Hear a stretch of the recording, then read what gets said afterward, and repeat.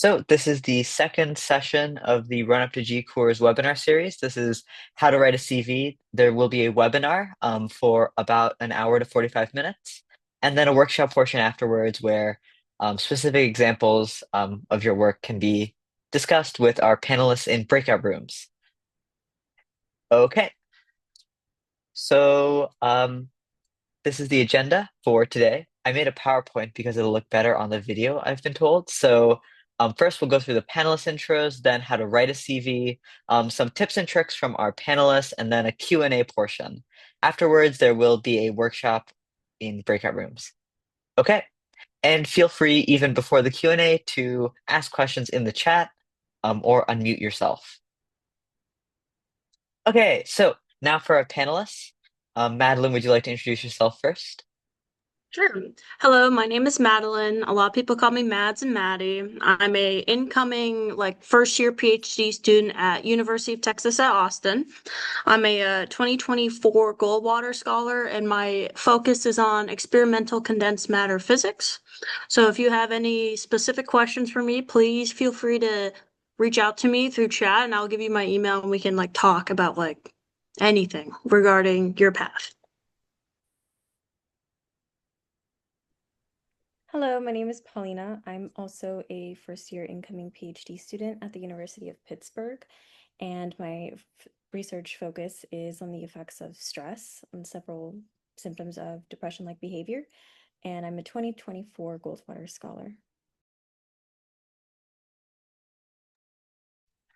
All right. And so just starting off, here are a couple of questions that we will be going through in this webinar. So first, for the panel, how did you start writing your CV, or how do you think it's best to start writing a CV or kind of planning it out?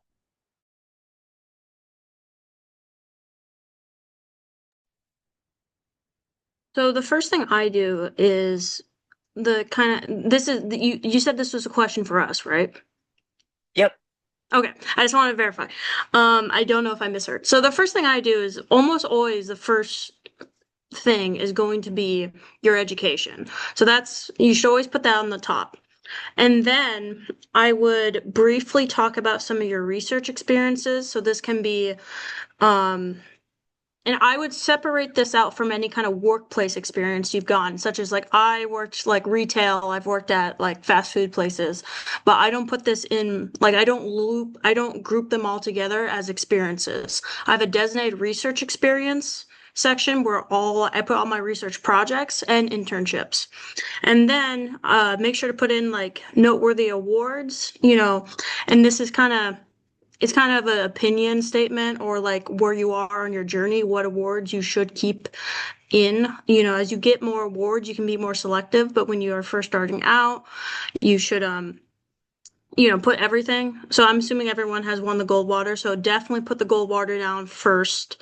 Um, a lot of academics recognize it, so definitely put that there, and then put publications, a full list of presentations and conferences you've attended, and if you've taken any graduate courses that are relevant for your field, I would definitely also maybe put that in a specific area.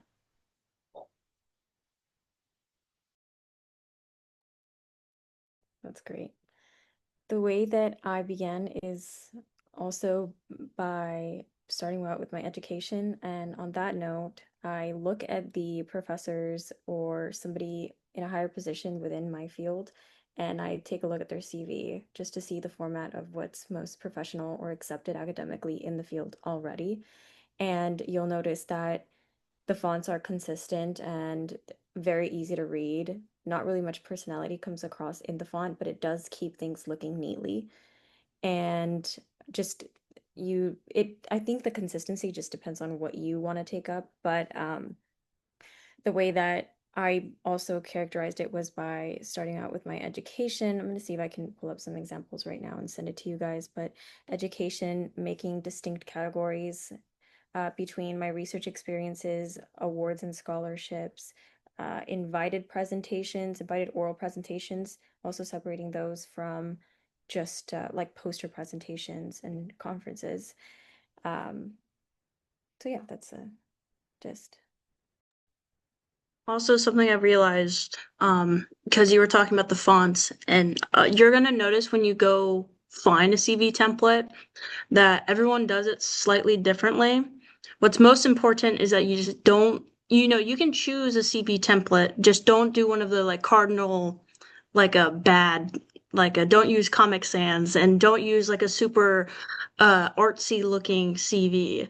Like a you can like there's going to be many templates. Don't get overwhelmed. Just don't do anything that looks really bad. Like the if you search up a list of like top 50 uh bad things to do on your CV, just don't do any of them and just choose a template that follows that. A great font that works is Arial. It's elongated, nicely spaced, not too far spaced like New York Times. So in case you don't like New York Times, then you can Times New Roman.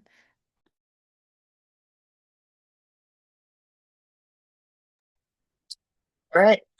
And I know you already kind of mentioned it, but how do you decide what courses to mention in your education? How do you pick the short list, or how many courses should students list generally?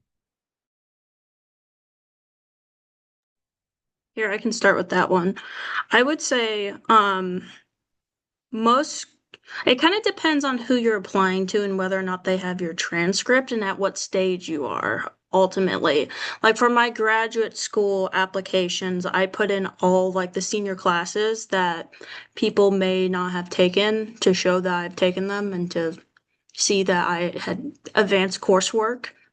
But when I was talking to professors who are more, research focused, I would only put in classes like, for me, I'm an optics specialist.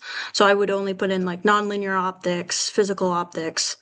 So it's kind of case by case, if you ask me.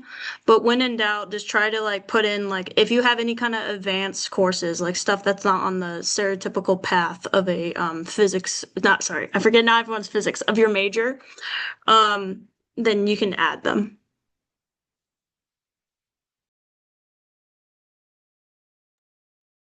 Personally, I've haven't run into the situation in which I do put courses in my CV. Usually the positions that I've run into are they ask me directly what courses I take because they want a full scope and they'll have their transcripts. But if I had to, I would definitely agree with the way that Madeline formatted it. And if you have taught any courses as an undergraduate, like assistant or something like that, ensure to put that there and put you know, courses taught under this position, and then you can list those sources, and I think that would be great. But as far as for my section of education, I just have the name of my university with the degree that I received bolded and the date in which I received it, and I keep it brief and then expand on it more specifically.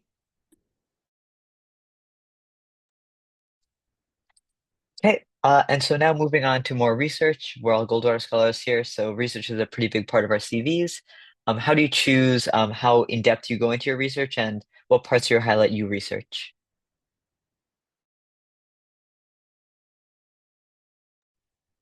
Here I can start. I would say this is probably going to be the most changing aspect of your CV in my experience. Because if you're talking to someone who's an expert in your field, they're going to expect a little bit more detail. If they read something super broad, that doesn't really tell them anything. They're going to already know that you were working on that. But at the same time, if you give it to, like, for instance, a graduate school, like application, there's going to be a committee of people that may not be on your field, or like the NSF reviewers. There's also committees of people that are probably not on your field. You're going to have to be a little bit more broad to make sure you communicate the general idea, like the big outcomes of your research, and also like the more broadly what the skills you got, such as like I learned how to do open cage optics versus I learned this specific technique and perfected this analysis. Um, so this is going to be the most changing thing, and also don't go into insane detail. Like really try to figure out like don't have like 10 bullets explaining everything you did in the lab. Try to figure out what the 5 or 4 most important um takeaways you had or the skills you learned was, and just put that. When I was first starting out with writing my CVs, I didn't use a lot of bullets, so I kept it really simple, more like what you would see with somebody in like a PI position. I don't know, they're so long and lengthy. They'll usually just have either they were an undergraduate student or they were a graduate student or they were an associate professor at this university. So they kept it really brief. So that's how I started out. But eventually, as I began to sort out positions or scholarships, then I did add a little bit more detail. But that detail never exceeded 3 bullets, and the bullets were general in terms of my position. So let's say I started out in animal research, then I would put, okay, I oversaw the daily care and husbandry of like marine experience subjects, and then I put usually like the amount or size of our cohort. Um, and then for summer research experiences, I also considered this to be my research experience, and I would put the project titles and a brief description of what I did, and anything that could quantify what I did as well. That's a good point. Early you said that a lot of academic, like professor CVs actually skip out on a lot of those details. And that's because like they are, they have like 10 publications and it's expected for you to look at the publication. So sometimes if you're using like a professor's CV as a reference, it might not be appropriate for our stage in our research journey. You have fewer research experiences overall, and they're gonna expect you to be able to articulate what you learned from them and what you want and how you're gonna like use it in your future research. So maybe don't emulate a professor's CV yet. Yes, exactly. Just add a few details. If you used any technical, you know, so having a section for like research technical uh, like assays that you can do or already proficient in, that you can add that in the bottom of your project titles and descriptions of those when you're describing your research experience.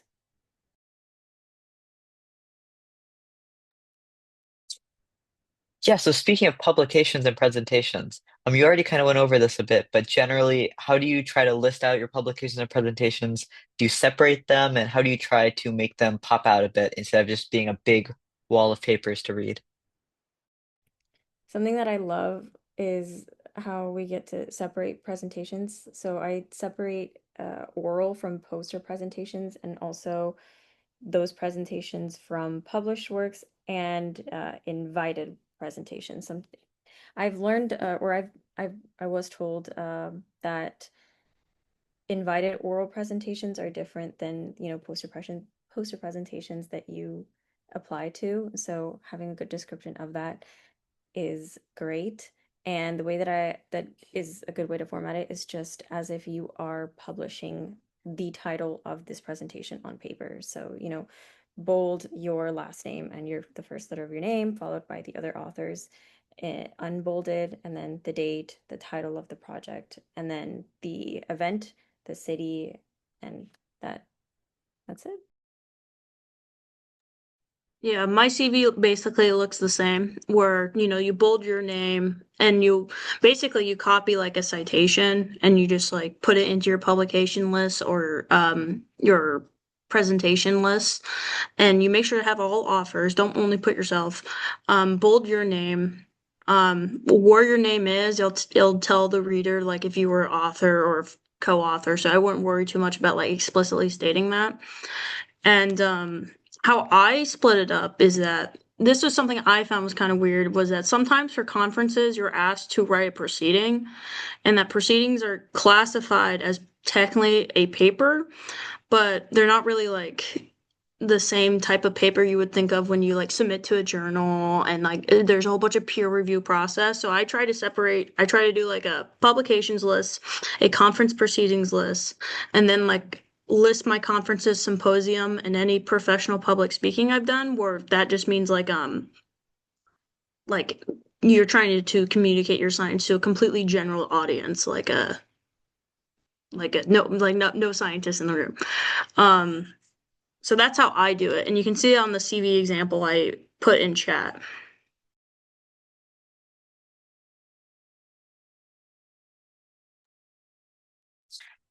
All right, and moving on to extracurriculars. This was already kind of already mentioned, but How do you generally list your extracurriculars and how do you choose what to focus on, especially given you have a limited amount of length to work with?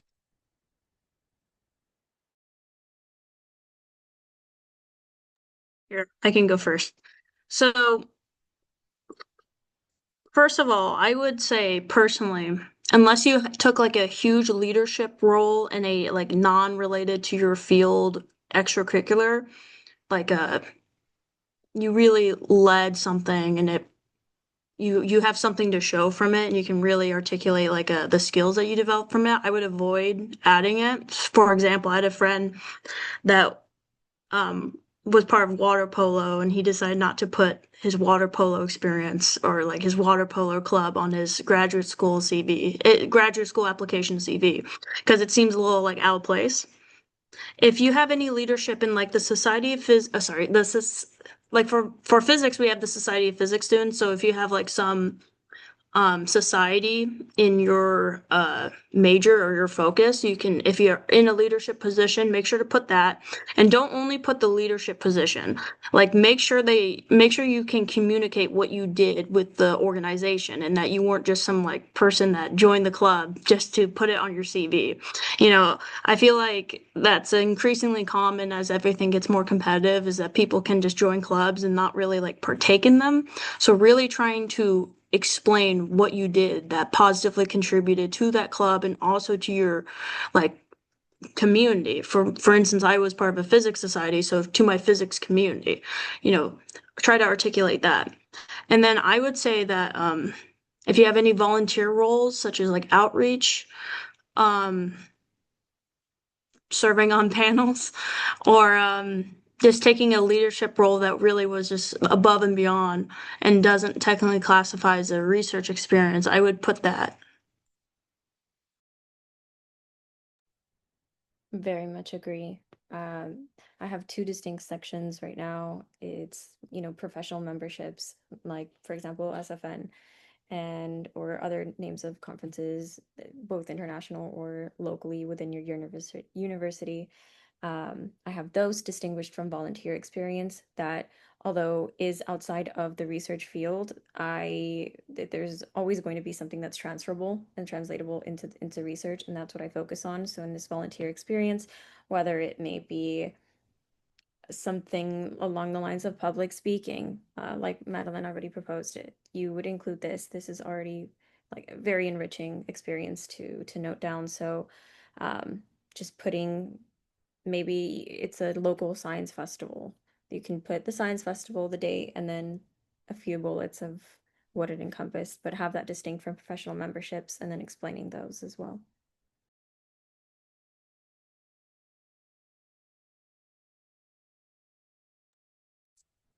All right.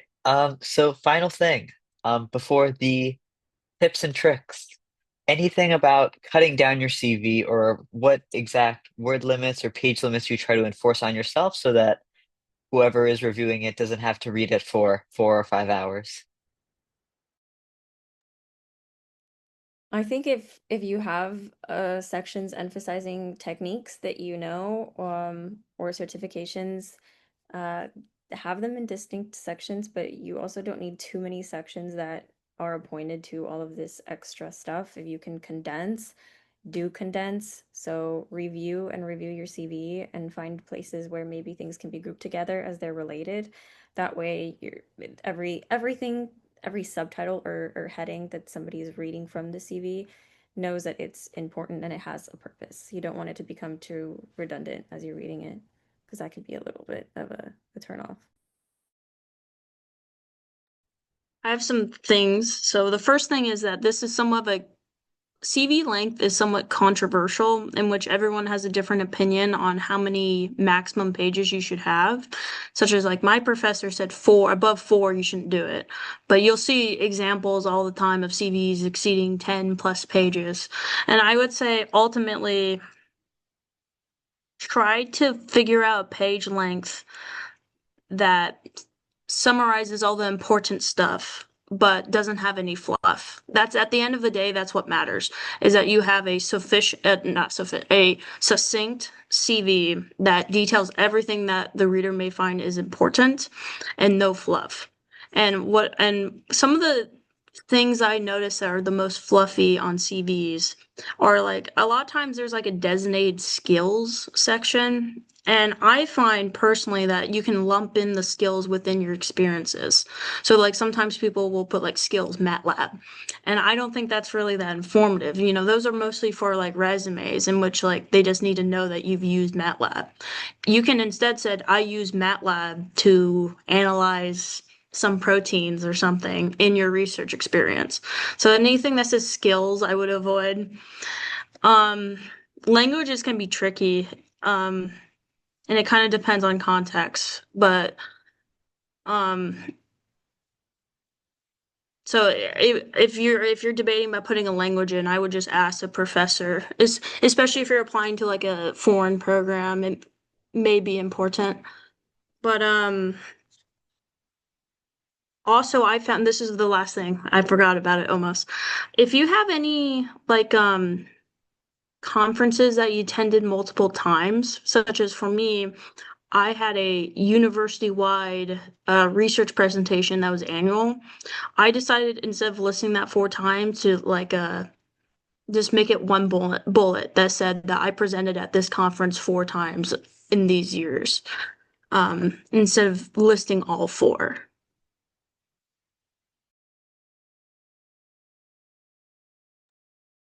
That was a great tip.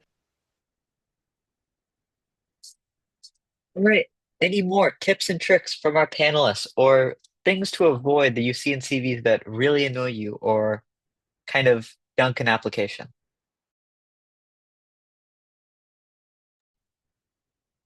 Even though they're really pretty, there's a lot of these like CVs that are like colorful and everything's organized really well, and they're I would try to avoid them and try to stick to like a black and white, more stereotypical format. Even the CV I shared in chat is pushing it. I've had people I use this format and I was able to successfully get into grad school. But I've also heard from professors that say it's not the stereotypical like a LaTeX format. So just try not to use something that's flashy.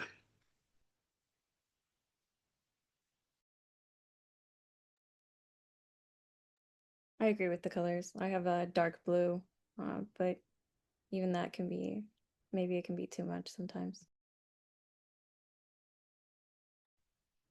Also, a lot of CVs don't have a bio at the top. I personally think the bio is really important. I think that if someone looks at your CV and they just like don't have any context on what your goals are, such as in mine, I explain what I want my research to be about and what my overarching professional goals are. And then this is like a 2 sentence statement at the top of my CV. I feel like it's important for them to know that before they start diving into what I've done. But other people don't have that opinion. Other people think the bio is not necessary. Um, so it's kind of up to you whether or not you want to include that.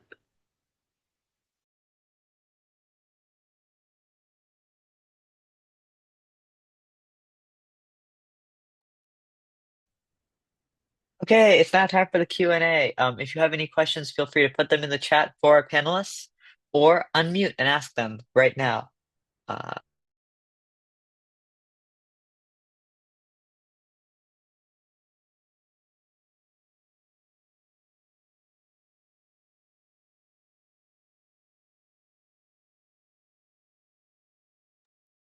are you able to unmute? Is anyone able to unmute? Yeah, we can.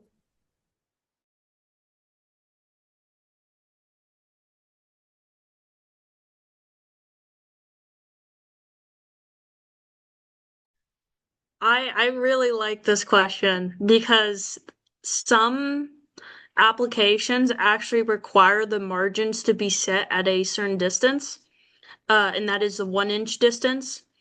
And that's mostly because they do some kind of pre-scan. They make sure everything is like I don't know what the software does. I think they try to make sure it's not encrypted. So examples of this is like University of Michigan's application portal does this, where you have to have a 1 inch border, and also the NSF-GRFP, if I remember correctly.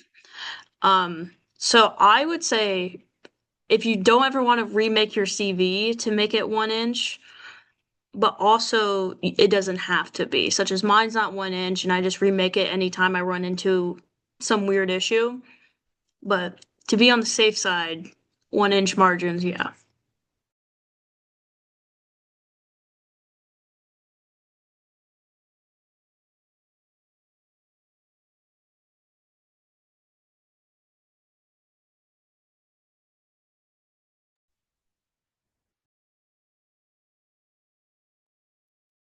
There's another question in the chat. Do you have any thoughts on where professional experience that is outside the research field you're in can, I guess, fit into your CV? So it kind of depends on the professional experience on whether or not you want to include it, first of all. So basically, after I got my first summer internship and was working in a lab at my home institution, I completely removed all my summer jobs and I only kept like my teaching and I made it a designated teaching experience. So for 2 years outside of the science world. So yeah, I personally removed mine after some time, but also I was working like retail. So if you think it's like a very important experience, I would just make a separate section that says like professional experience or some kind of like synonym of professional, just to cue them in that this is just something that's outside of research. Oh, Teaching, and I would then definitely keep. If also that's something for everyone. If you have any teaching experience, definitely keep it. They really like knowing that you can mentor other people and that people generally like you enough that you can teach. a question we skipped over. Would you add lab skills acquired in courses rather than independent projects to your CV? So I guess this would be like coursework, stuff like that.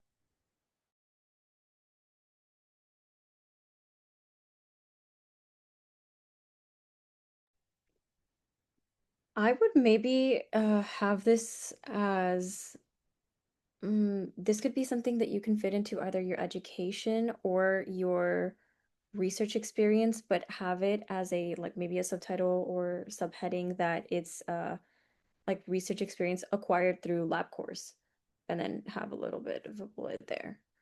That's how I would do that. I would also say it kind of depends on like how niche this course is. So like for instance, I don't know what your field is, but there's some required lab courses in physics that basically anyone who reads your transcript, if you supply it or you list down that you took a certain class, will know what skills you developed. So if it's a really niche class, or not really niche, if it's a niche class and that you developed a skill that's directly relevant for whatever you're applying, I would definitely just like note it right next to wherever you state that you took the class.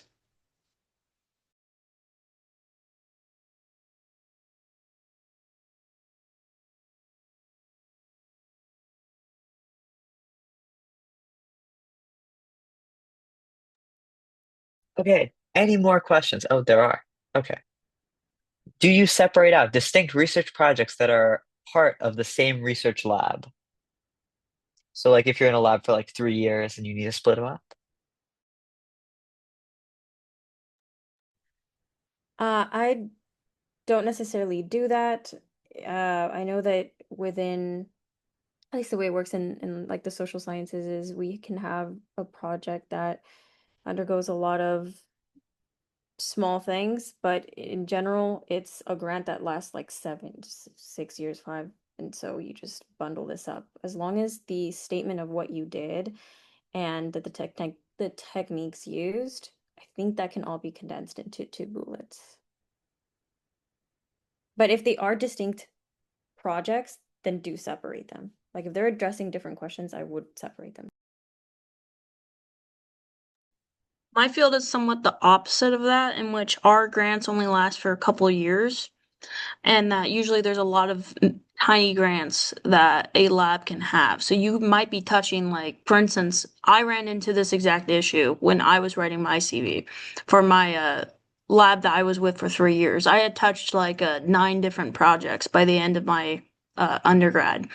And what I did instead was I try to mostly focus on the ones that have like the most impactful results. So the most amount of conferences associated with them, the most amount of publications associated with them, and highlighted those. And then I kind of grouped everything else with like independent work slash leadership work that I did within the lab. So if I led a group with other undergrads and I was supposed to be like the mini graduate student, I would put that in like leadership, like lab leadership. And then if I did any other types of projects, I would just like briefly mention them, but don't go into as much detail.